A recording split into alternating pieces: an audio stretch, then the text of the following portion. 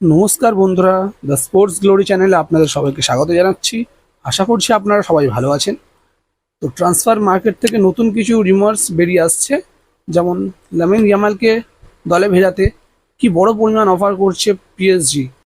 Bernardo Silva কি সত্যি Barca sign করছে, সব কিছু জানবো। তাছাড়াও উড়িষ্যার কাছে 1 গোলে এগিয়ে থেকেও 2-1 গোলে পরাজিত হতে হলো মোহনবাগানকে, এবং ম্যাচ শেষে অ্যান্টোনিও লোপেজ হাবাস মনমার সমর্থকদের জন্য কি বড় বার্তা দিলেন, সব কিছু আলোচনা করবো আজকের ভিডিওতে। তো এখনও পর্যন্ত যদি চ্যানেলটি সাবস্ক্রাইব না করে থাকেন তাহলে এখনই সাবস্ক্রাইব করে আমাদের পাশে থাকুন, কারণ ফুটবলেরই এমন লেটেস্ট ভিডিও নিয়ে এবং আপডেট নিয়ে আমি আপনাদের কাছে আসি। চলুন শুরু করা যাক।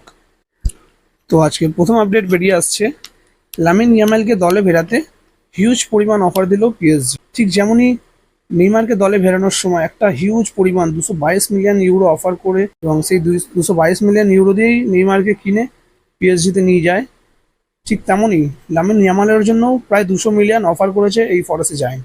যেহেতু কিলিয়ান এমবাপ্পে পিএসজি ছেড়ে রিয়াল মাদ্রিদে যাওয়ার রিউমার্স পুরোপুরি ছড়িয়ে পড়েছে, এবং প্রায় এটা কনফার্ম বলাও যেতে পারে যে এমবাপ্পে রিয়াল মাদ্রিদ যাচ্ছে। সুতরাং তার ব্যাকআপ হিসেবে লামিন ইয়ামালকে 200 মিলিয়ন দিয়ে বার্সেলোনা থেকে কিনতে চাইছে Paris Saint Germain. Lamine Yamal বলেছে যে 200 মিলিয়ন হোক, যত বড়ই কন্ট্রাক্ট দিক না কেন আমাকে, আমি বার্সেলোনা ছেড়ে পিএসজিতে যাব না। অর্থাৎ আমার প্রথম প্রায়োরিটি হচ্ছে বার্সেলোনায়।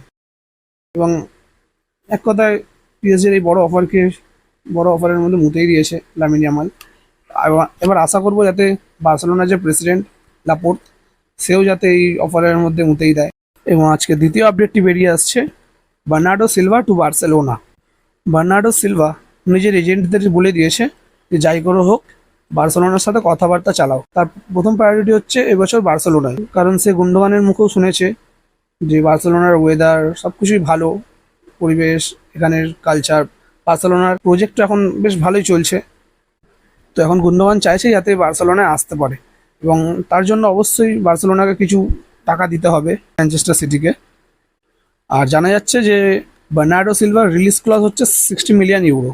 ম্যানচেস্টার সিটি ফ্রিতে তো যেতে দেবে না, অন্তত চাইবে যাতে কম করে 50 মিলিয়ন থেকে 55 মিলিয়ন বার্সেলোনার থেকে নেওয়া যায়। তো দেখা যাক এখন বার্সেলোনার প্রেসিডেন্ট বার্নার্ডো সিলভার জন্য কি 50 থেকে 60 মিলিয়ন খরচা করতে রাজি আছে। জাভি যদি বার্সায় থাকে তাহলে সে কিন্তু বার্নার্ডো সিলভাকে অবশ্যই দলে চাইছে এবং চাইবেনও।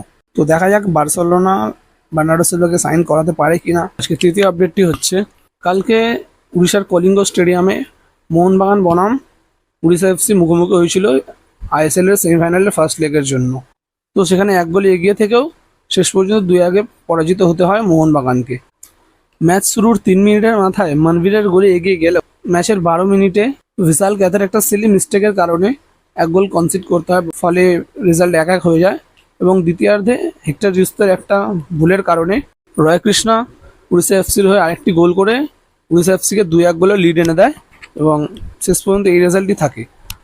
তো ফার্স্ট লেগে 2-1 গোলে পিছিয়ে পড়েছে মোহনবাগান। এবার আগামী রবিবার 28শে এপ্রিল মোহনবাগান বনাম উড়িষ্যা এফসি সেকেন্ড লেগ যুব ভারতী ক্রীড়াঙ্গন অনুষ্ঠিত হবে।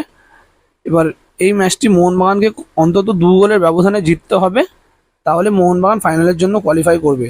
অথবা যদি 1 গোলের ব্যবধানে যেতে তাহলে 120 মিনিট পর্যন্ত খেলা করাবে, এবং তারপরেও যদি মোহনবাগান 1 গোলের ব্যবধানে এগিয়ে থাকে তাহলে ম্যাচটি পেনাল্টি শুট আউটে যাবে। তো ম্যাচ শেষে অ্যান্টোনিও লোপেজ হাবাস বলেন যে আজকের ম্যাচটি কঠিন ছিল, আজকে দল খুব একটা ভালো পারফরমেন্স করতে পারেনি, কিন্তু গত রবিবারের ম্যাচটি সম্পূর্ণ ভিন্ন হতে চলেছে। গত রবিবারের ম্যাচে মোহনবাগান নিজের সেরাটা দেবে এবং অবশ্যই চেষ্টা করবে যাতে তারা ফাইনালে কোয়ালিফাই করে।